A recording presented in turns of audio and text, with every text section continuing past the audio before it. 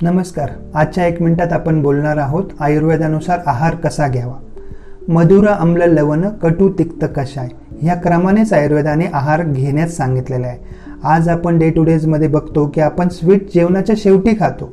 आयुर्वेद त्याला वर्ज्य मानतं. आयुर्वेदानुसार स्वीट जेवणाच्या सुरुवातीला खावं. मधुर म्हणजे गोड सगळ्यात पहिल्यांदा जेवणामध्ये घेतलं पाहिजे. आम्ल म्हणजे आंबट गोष्टी सगळ्यात 2 नंबरला घेतल्या पाहिजे. लवण म्हणजे खारट वस्तू खाल्ल्या पाहिजे. याच्याने पाचक रस चांगली सिक्रेट होते आणि पचनाला मदत होते. आणि नंतर कटू, तिक्त, कषाय हे 3 क्रम सांगितलेले. कटू म्हणजे तुम्हाला तिखट खायचंय, तिक्त म्हणजे तुम्हाला कडू खायचंय आणि कषाय म्हणजे तुरट खायचंय. तुरट जेवणाच्या सगळ्यात शेवटी खाल्ल्याने तुम्हाला डेंटल केरीज, माउथचे कुठले दातातले त्रास असतील तर ते होणार